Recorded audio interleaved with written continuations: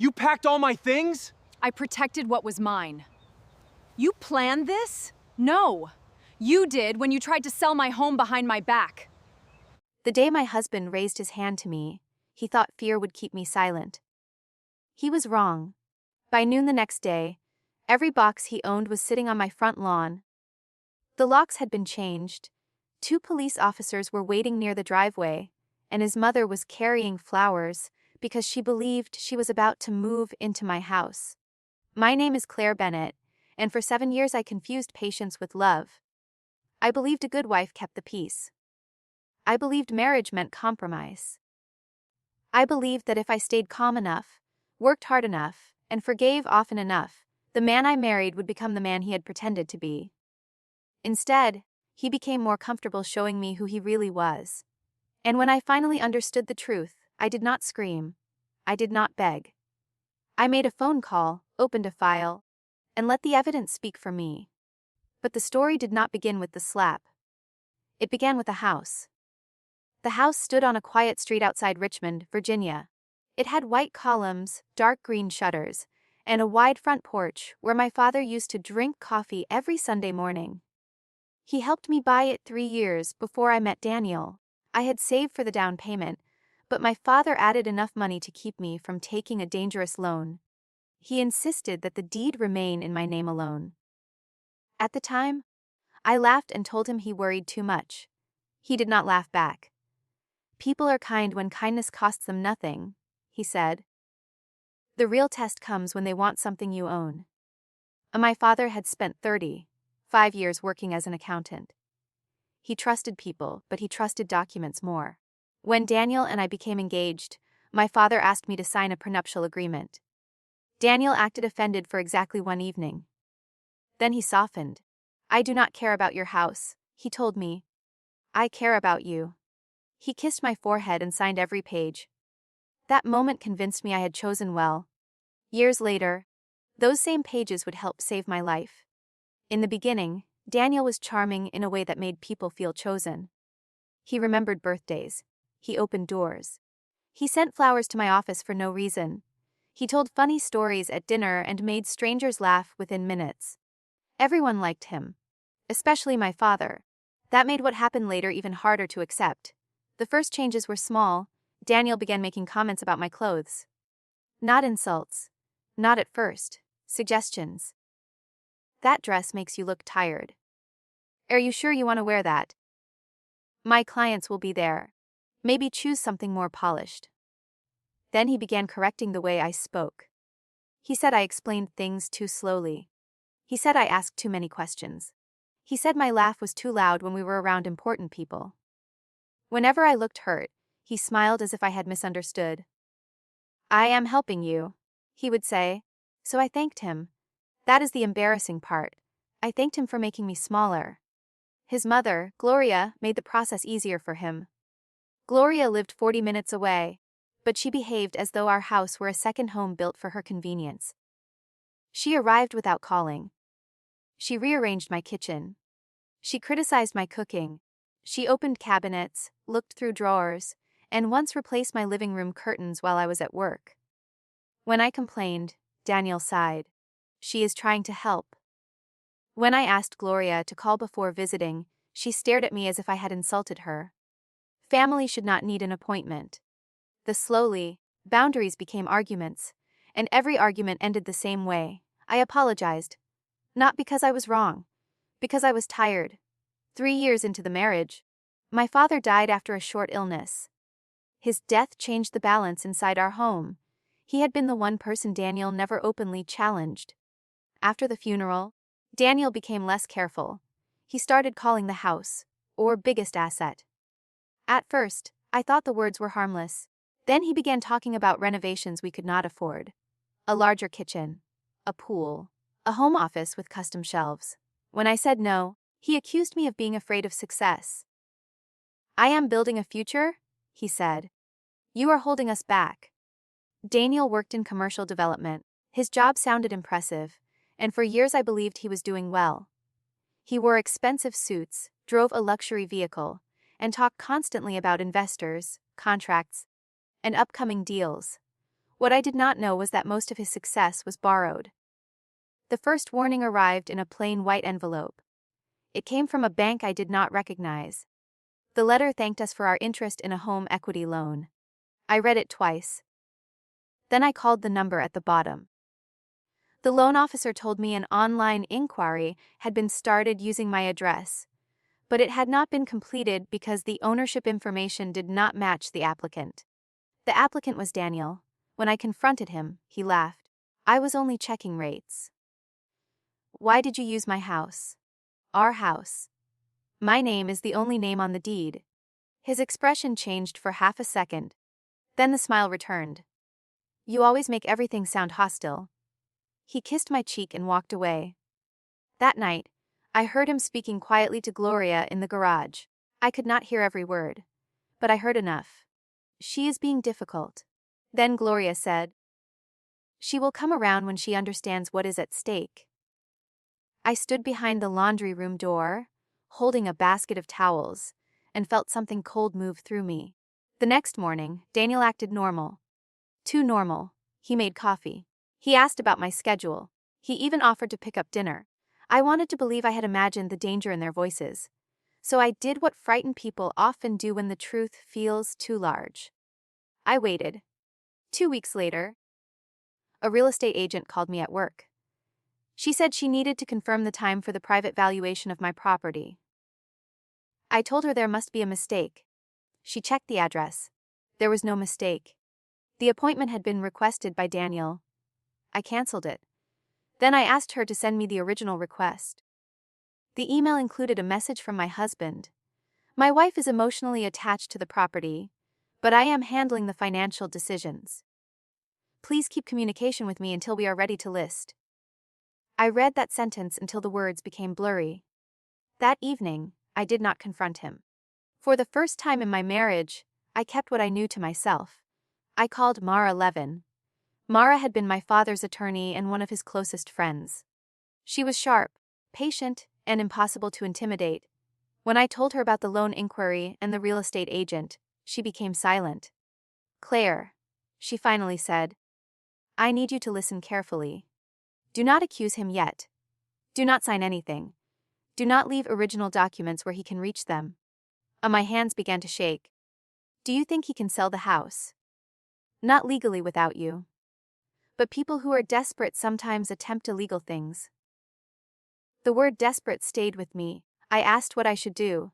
Mara told me to gather copies of the deed, the prenuptial agreement, bank records, insurance documents, tax statements, and any communication involving the property. She also told me to activate a title alert through the county clerk. If anyone files or attempts to file a document connected to your property, you will know. That night, while Daniel slept, I removed the important papers from the study and placed them in a safe deposit box. I felt guilty. That is how deeply he had trained me. I felt guilty for protecting what belonged to me. 3 days later, the title alert triggered.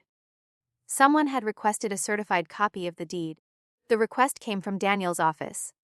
Mara began a quiet investigation. What she found frightened me more than I expected.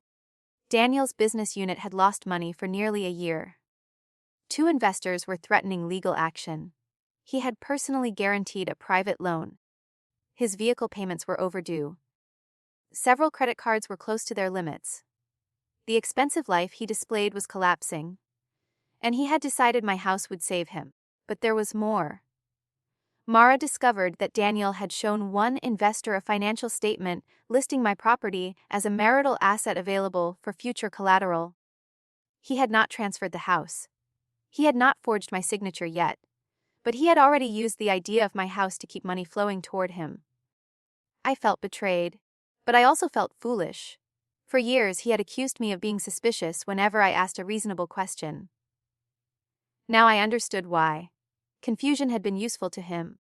The less certain I felt, the easier I was to control. I began documenting everything. I saved emails. I photographed letters. I wrote down dates and times. I installed new security cameras after Daniel claimed the old system was broken. I told him the cameras were for package theft in the neighborhood. He barely looked up from his phone. For 2 weeks, I lived beside him like a guest in my own home. I watched him smile at me over breakfast, while secretly planning to use my father's gift to rescue his failing reputation. Then the mystery became more personal. One afternoon, I found a folder hidden beneath the spare tire in Daniel's SUV. I had taken the vehicle because mine would not start. He had forgotten the folder was there. Inside were printed photographs of my house, a renovation estimate, a projected sale price, and a handwritten list. Pay investor. Settle cards. Deposit for condominium. Mother downstairs suite. I stared at the final line. Gloria was not simply supporting him. She expected to benefit. At the back of the folder was a draft letter addressed to me. It said Daniel had accepted a position in another state and believed selling the house was best for our marriage. The wording made it sound as if the decision had already been made. At the bottom, someone had practiced my signature. Not once. 11 times. I photographed every page and returned the folder exactly where I found it. Then I drove to Mara's office. She examined the images without changing expression. "This is preparation," she said. "For forgery? Possibly. At minimum, it shows intent to pressure or deceive you." I asked whether we could go to the police. She said we could make a report, but because no forged deed had been filed and no sale had occurred, immediate criminal action might be limited. "We can protect the property," she said. "But I am more concerned about protecting you." I told her Daniel had never hit me. She looked at me carefully. As he blocked a doorway. "Yes? Taken your phone?" "Once. Punched walls. Twice. Driven dangerously during an argument." I looked down. Mara closed the folder. "Violence does not always begin with a bruise." That sentence followed me home. The next week, Daniel's behavior changed. He became unusually affectionate.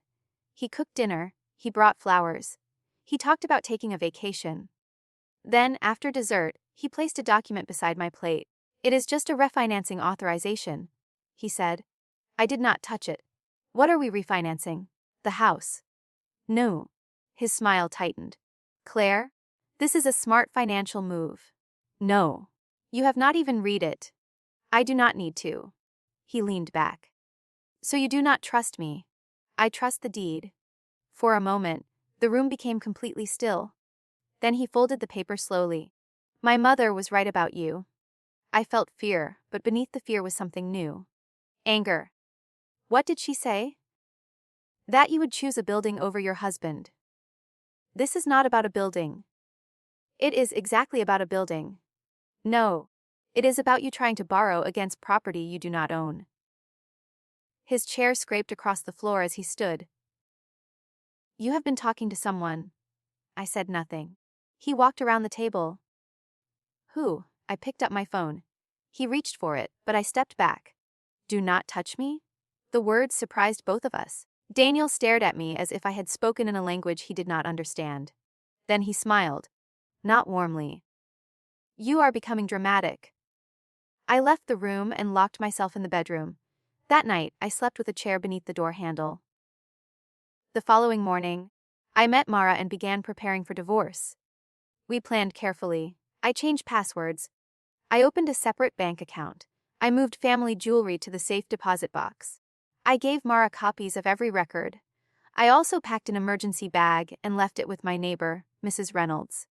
The plan was to file for divorce and request temporary exclusive use of the house before Daniel realized what was happening.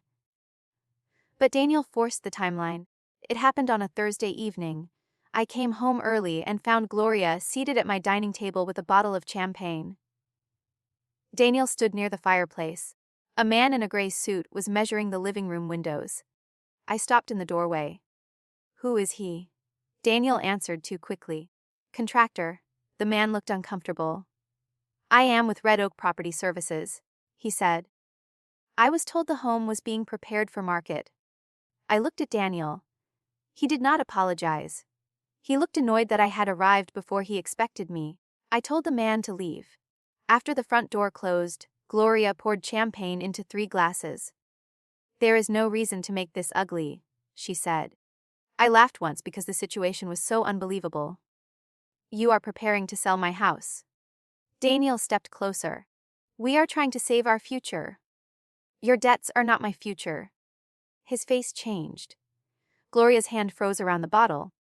Daniel asked how much I knew. Enough. I told him about the bank inquiry, the valuation, the deed request, the investor documents, and the practice signatures. For several seconds, he said nothing. Then, he blamed me. He said I had forced him into secrecy by refusing to support his ambitions. He said a loyal wife would have offered the house before he needed to ask. He said my father had poisoned me against marriage by protecting the property. Gloria joined in. She said Daniel deserved a wife who believed in him. I looked at both of them and finally understood the scale of their entitlement. They did not see theft. They saw access. They believed my love created a permanent right to everything I owned. I told them the conversation was over. Daniel moved between me and the doorway. No, he said. You are going to sign the authorization. I told him to move. He did not. I reached for my phone. He grabbed my wrist. I pulled away. Then he slapped me. The sound was sharp and small. For a second, no one moved. I remember the taste of blood inside my cheek. I remember Gloria whispering his name. Not because she was worried about me. Because she knew he had made a mistake. I stepped backward. Daniel reached for me again. I told him not to touch me. He shoved me into the hallway wall. My shoulder struck first.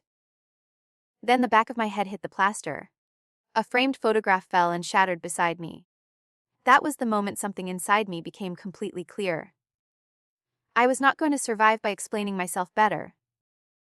I was not going to repair this marriage. I was going to end it. I ran into the downstairs bathroom and locked the door. Daniel shouted that I was overreacting. Gloria told him to calm down. I called emergency services.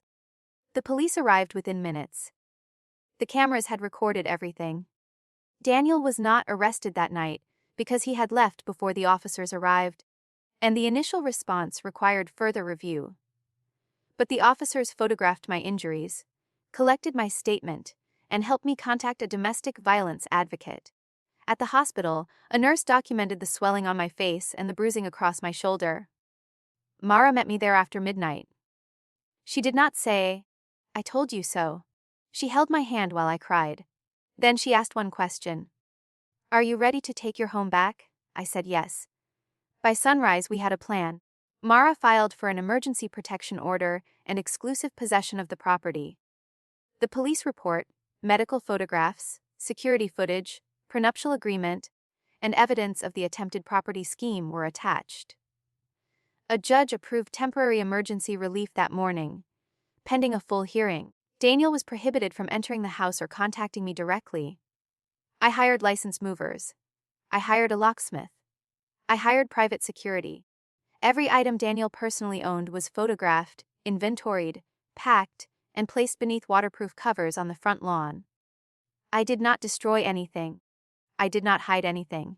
I wanted the entire process to be legal, calm, and impossible to twist. At 10:30 that morning, Gloria called me. I answered because Mara had advised me to document any attempt to pressure or threaten me. The call was recorded in accordance with the legal guidance I had received. Gloria did not know about the order yet. She spoke in a warm voice that sounded almost cheerful. "Claire, we need to stop behaving emotionally." I looked through the window as movers carried Daniel's golf clubs toward the garden. "What do you want?" "Gloria, I want you to understand that Daniel is under pressure. Once the house is sold, everything can settle down. The house is not being sold." She sighed. "You are being childish. It belongs to me. For now," she said. I felt my heart beat slow. "What does that mean?" She hesitated, then made the mistake that changed everything. "It means Daniel has already spoken to people. There are ways to complete a sale when one spouse becomes unreasonable. You will sign eventually, and when you do, the three of us can start fresh." The three of us. Daniel promised me the downstairs suite in the new place. After everything I have done for him, I deserve security. There it was. Not love, not concern, a plan. I asked whether Daniel had been preparing documents without my approval. She became impatient. "Of course he has. Someone had to act." You were never supposed to find the folder until the offer was ready. I closed my eyes. Daniel's mother had not come to my home because she loved her son. She came because she believed she already owned my future. The moment Gloria admitted that she and Daniel had been planning to sell my house without my knowledge, every remaining doubt disappeared. I calmly ended the call. Then I forwarded the recording directly to Mara. 5 minutes later, my attorney called back. That recording, she said, may become one of the most valuable pieces of evidence in this entire case. For the protection order. For that, and much more. At exactly 11:48 that morning, the quiet street outside my house became unusually busy. The movers had already finished. Every single item Daniel personally owned had been placed neatly beneath waterproof covers across the front garden. Each box carried an inventory label. His expensive watches, golf clubs, designer suits, gaming consoles, tool collection, even the coffee mug that read "World's Best Husband." Nothing had been broken. Nothing had been stolen. Everything had been photographed. The locksmith handed me the final set of new keys. "All finished," he said. Private security stood near the driveway. 2 patrol officers remained parked nearby because of the emergency order and the previous night's assault. I finally felt something I had not experienced in years. Safe. At 12:07, Daniel's SUV pulled into the driveway. Gloria sat proudly in the passenger seat, wearing oversized sunglasses and carrying flowers as though she were arriving to celebrate moving into her new home. Daniel smiled. That smile lasted less than 3 seconds. His eyes landed on the lawn. The smile vanished. He slammed on the brakes. Gloria looked through the windshield. Daniel jumped from the vehicle. "What is all this?" I stepped onto the porch, calm, silent, holding a sealed envelope. "You are home," I said. His face turned crimson. "What did you do?" "I packed your belongings." "You are insane." "No." I handed him the envelope. "You simply no longer live here." He ripped it open. Inside were copies of the emergency order, the police incident report, the locksmith receipt, and a letter from my attorney instructing him not to enter the property. His hands began shaking. "You cannot kick me out." "I already did." "This is my house." "No." I pointed toward the deed attached to the documents. "It never was." Gloria hurried toward me. "You ungrateful woman." One of the officers immediately stepped between us. "Ma'am, stay back." She froze. Daniel looked from the deed to the officers. Then he looked at Mara, who had just walked onto the porch carrying another folder. "What is she doing here?" Mara smiled politely. "Representing the homeowner." Daniel laughed, a nervous laugh. "This has to be some joke." "It is not," Mara said. She opened the folder. "The property was purchased 3 years before your marriage." "I know that." "You signed a prenuptial agreement confirming that fact." "So?" "You also agreed that documented domestic violence constitutes serious marital misconduct and may end any temporary right to occupy this residence." His confidence disappeared. "That clause." "Less," Mara replied. "You initialed every page." Gloria pointed at me. She provoked him. The officer answered calmly, "That is not a legal defense." Daniel looked at the patrol car. "You arrested me." "Not yet," the officer said. "But we are investigating yesterday's assault." His face became pale. She exaggerated. Without saying a word, I nodded toward the security camera above the front entrance. Mara handed the officers a flash drive. "The original recording," she said. The officer connected the drive to a tablet. Only a few seconds of video were enough. The recording clearly showed Daniel striking me, before forcing me backward into the wall. No editing, no missing footage. Crystal clear. Even Gloria stopped speaking. Daniel buried his face in his hands. The officer looked directly at him. "Sir, turn around." Daniel stared at him. "What?" "You are being detained pending investigation for domestic assault." Daniel stumbled backward. "You cannot be serious." The officer repeated the command. "Turn around." The sound of handcuffs closing echoed across the neighborhood. Several neighbors quietly watched from their porches. No one celebrated. No one laughed.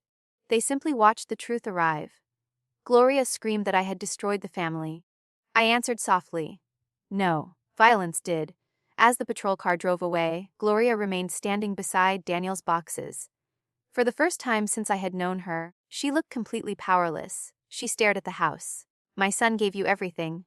I almost smiled. "No," I said. "My father did." Then I walked inside and gently closed the front door. Not to shut her out, to let peace finally enter. The weeks that followed felt strangely quiet. The temporary protection order became permanent after the court reviewed the video, medical photographs, police reports, Gloria's recorded phone call, and the documents showing Daniel's attempts to use my property for his debts. Criminal charges moved forward. The practice signatures became part of a separate fraud investigation. Investigators also reviewed financial statements Daniel had given investors. His employer placed him on administrative leave. Several business partners withdrew from projects after learning about the case. His reputation had always depended on appearing respectable. Evidence proved otherwise. Gloria continued leaving angry voicemail messages until police warned her that further contact could violate the order. After that came silence. Beautiful silence. Daniel tried several strategies during the divorce. First, he claimed the house had become marital property because he had helped pay household expenses. The deed and prenuptial agreement defeated that argument. Then he claimed I had planned the confrontation to ruin him. The security footage defeated that argument. Finally, he claimed he had never intended to sell the house without permission. Gloria's recording defeated that one. Every lie reached the same wall. Documentation. 6 months later, the divorce became final. Because of the prenuptial agreement and the documented abuse, there was no long property battle. The judge carefully reviewed every document before signing the final order. Daniel left the courtroom with exactly what he had entered the marriage owning. Very little. Everything else remained exactly where it had always legally belonged. With me. Outside the courthouse, Mara looked more relaxed than I had seen her in months. "You know what the judge said after we left?" she asked. "What?" He told the clerk. "Sometimes paperwork saves lives." She was right. People often underestimate boring documents, until one day they become armor. The legal ending did not immediately heal me. That part took longer. For months, I woke at small sounds. A car door closing outside could make my heart race. A raised voice in a grocery store could send me toward the nearest exit. I began seeing a counselor who specialized in trauma. She helped me understand that leaving danger does not instantly teach the body that danger is gone.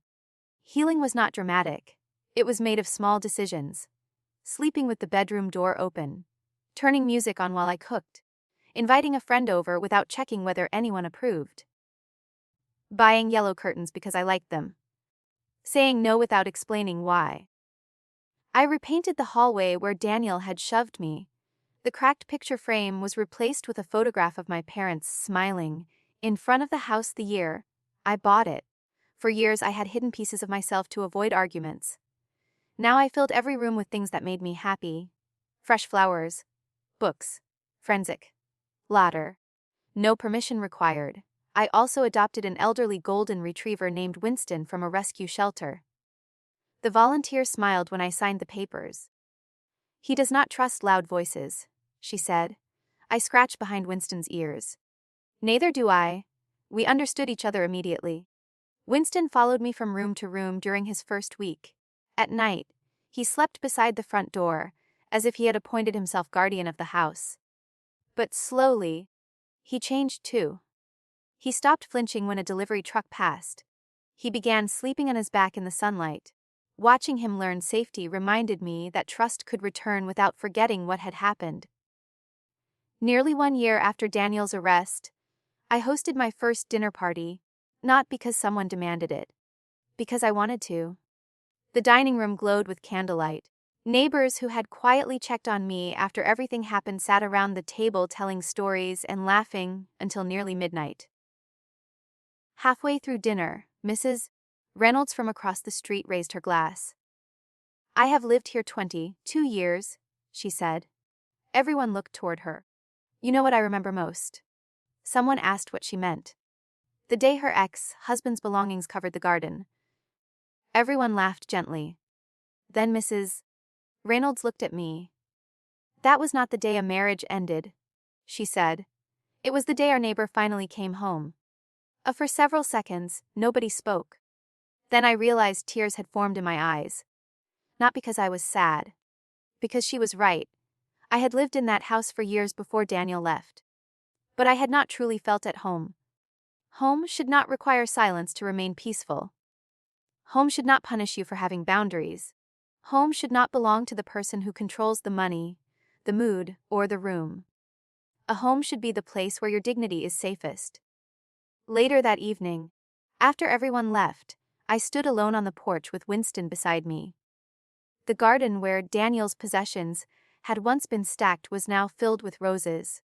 The damaged wall inside had long since been repaired. The bruises had faded. The fear had faded. Even the silence felt different. Peaceful. I looked up at the stars and quietly thanked my father.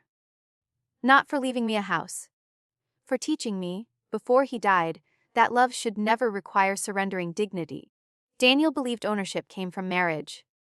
Gloria believed it came from manipulation. They were both wrong. Ownership begins with responsibility. Love begins with respect. And the strongest front door in the world is the one you finally have the courage to close on people who never deserved a key.